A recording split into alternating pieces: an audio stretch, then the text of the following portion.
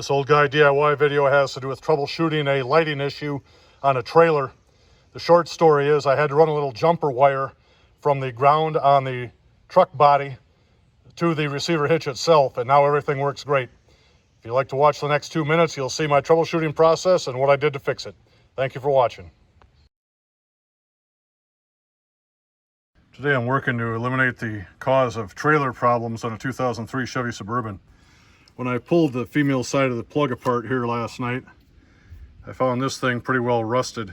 So I removed it, and now I'm looking at the ground because I've had issues where when you step on the brakes, the lights go out, which seems to indicate a bad ground. So I'm down here with a multimeter, and when I put one end of the meter on this black wire, I have it set to ohms. I'm checking for continuity, and I touch the other end of the frame. I do not get much of a reading, but when I touch it to the other end of the wire, it's fine. So it looks like the attachment to the frame is where my issue is. I'll have to clean that up. I removed the 10mm bolt right here. You can see there's a bunch of crud around it.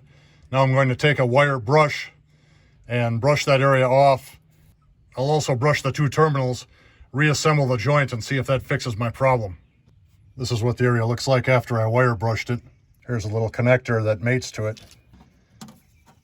And then this little strap from the gasoline filler neck also goes on there. Just cleaning up the connection up here did not fix my problem. So I ran a jumper wire from this connection to this mounting bolt on the receiver assembly.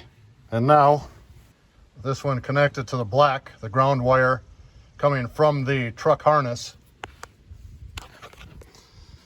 And here's my continuity test.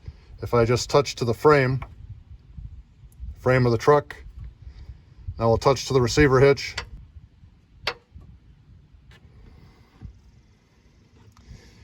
Now I'll touch the hitch itself, particularly since the return ground circuit comes from the tongue of the trailer right up here to the receiver hitch.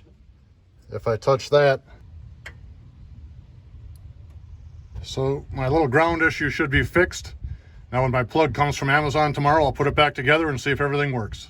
After putting the jumper wire there on the ground, I took the white from the trailer wiring and put it to the black wire that comes out of the plug on the truck, and everything works as it should. I have brake lights, I have signals, I have hazards, I have running lights.